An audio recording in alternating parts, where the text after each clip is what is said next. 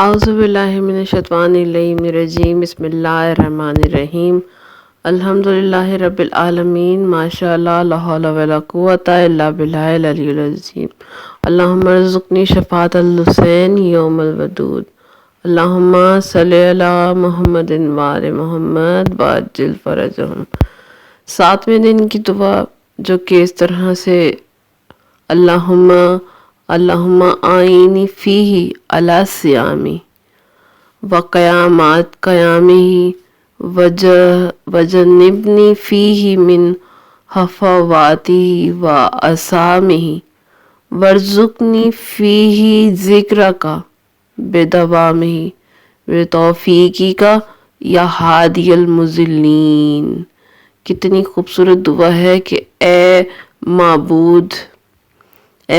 آج کے دن مجھے روزہ رکھنے اور عبادت کرنے میں مدد دے اور اس میں مجھے بیکار باتوں اور گناہوں سے بچائے رکھ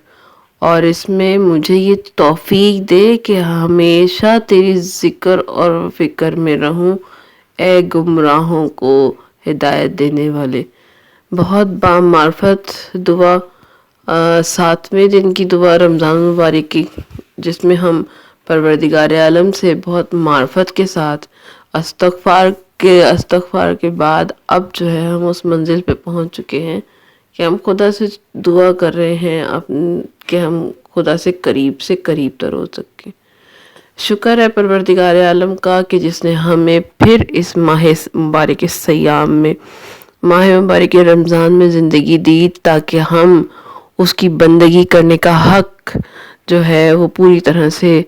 پوری کوشش کریں۔ آج انشاءاللہ تعالی 7ویں دن کی دعا کو سمجھنے کی کوشش کریں گے، جو کہ اس طرح سے کہ اللہم آفینی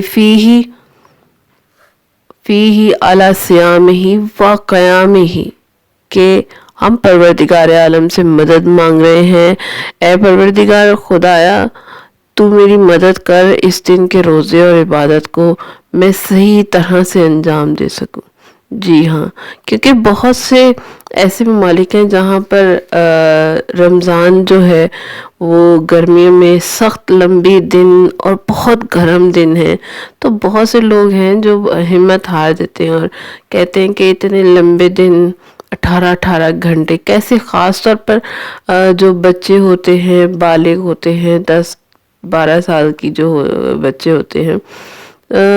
ان کے لیے مشکل ہے۔ کوئی بزرگ ہے یا کوئی ماں ہے جو دودھ پلا رہی ہے، لیکن ہم کبھی نہیں سوچتے کہ جتنا بھی ہماری ان ظاہری آنکھوں کو سمجھ کو جو کام بہت ہی سنگین گراں اور مشکل لگ رہا ہے، ہم پروردگار عالم سے دعا طلب کر سکتے ہیں اور وہ کام ہمارے لیے نہایت آسان بھی ہو سکتا ہے۔ پھر جو ہے کیا کہا کہ میری مدد کر، تو جیسے ہم دعاؤں کے بارے میں ہمارے معصومین ہمیں بہترین انداز میں ہمیں سلیقہ سکھاتے ہیں دعا کرنے کا، کہ جیسے کہ امام زین العابدین نے تربیت اولاد کے لیے بھی اللہ سے دعا مانگی کہ پروردگار عالم میں اپنی نیک پرہیزگار اور میں جو ہے انہیں نیک پرہیزگار اور بہترین انسان بناؤں، اور اے رب تجھ سے مجھے مدد چاہیے۔ تو لہٰذا ہماری فیملی میں ایسے لوگ ہیں جو روزے کو مشکل سمجھ رہے ہیں، شب سحر یعنی صبح کے ٹائم اٹھنا مشکل لگتا ہے، یا کبھی دعائیں پڑھنا بعض لوگوں کو مشکل لگتا ہے۔ آپ دعا کریں، آپ مانگیں پروردگار عالم سے، رب کائنات سے، وہ یقیناً ہمت دے گا۔ پھر اس کے بعد کیا دعا کی جا رہی ہے کہ واجبنی فیہ من حفواتہ، کہ پروردگار عالم کیسی دعا کہ پروردگار عالم مجھے محفوظ رکھ اس مہینے میں اور اس دن میں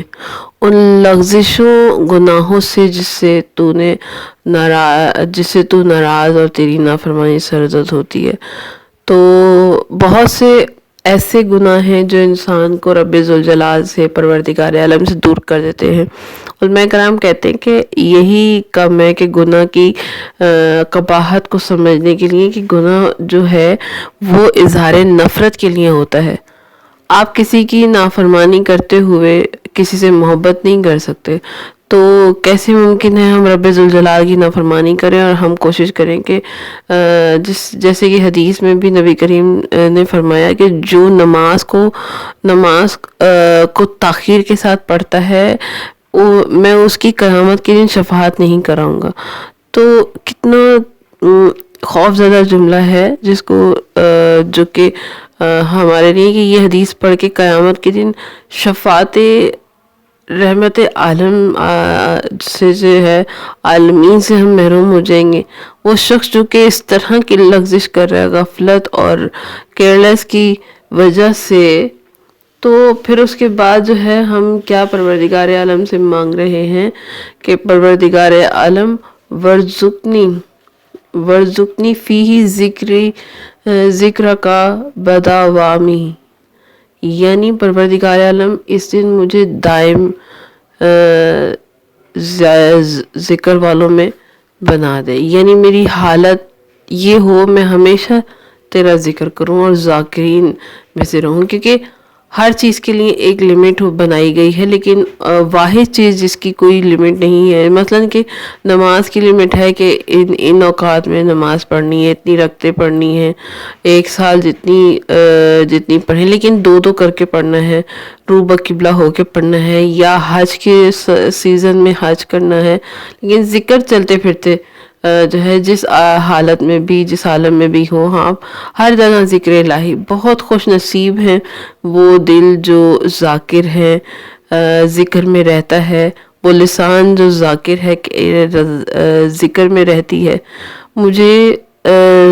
ذاکرین میں سے بنا دے. آپ کو معلوم ہے کہ چرند پرند ہر چیز جو ہے ذکر الہی کر رہی ہوتی ہے، اور روایت میں ہے اگر وہ ذکر نہ کریں وہ شکاری ہو جائیں. ان کا یہ بولنا حقیقت میں ان کا ذکر ہوتا ہے، ہم اس کو جو ہے احساس نہیں کر پاتے.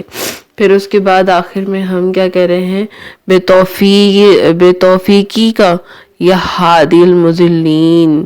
یعنی کہ اے گمراہوں کی رہنمائی کرنے والے، تجھ سے مجھے توفیق چاہیے کہ میں یہ کام انجام دوں.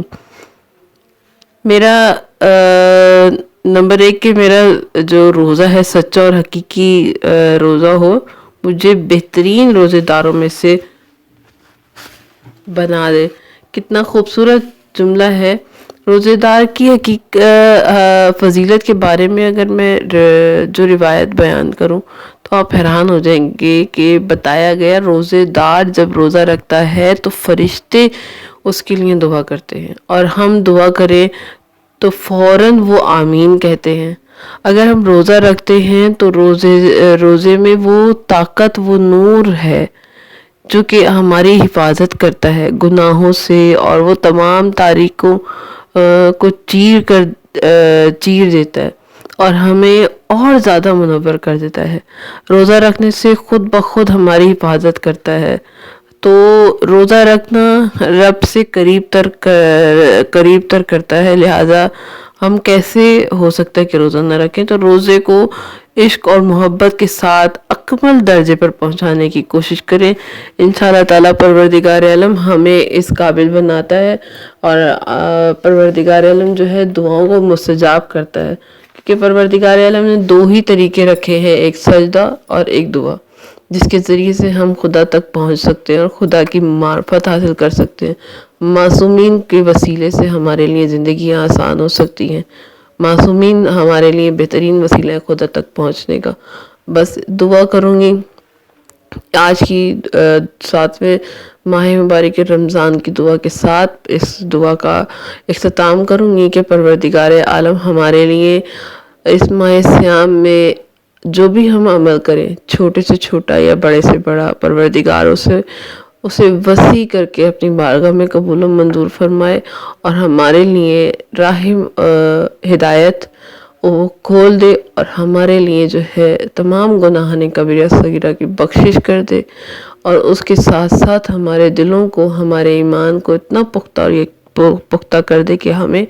اس پورا شب دور میں کوئی بھی چیز ہمارے ایمان کو ڈگمگا نہ سکے، اور جب ہمارے وقت کے امام کا ظہور ہو، جب ہمیں پکارے تو ہم جو ہے ہمارے دل اتنے منقلب ہوں کہ ہم ان کے استغاثے پر لبیک کہیں، اور ہماری پروردگار عالم تمام جائز سری حاجات پہ قبولیت کی مہر لگائے۔ آمین یا رب العالمین۔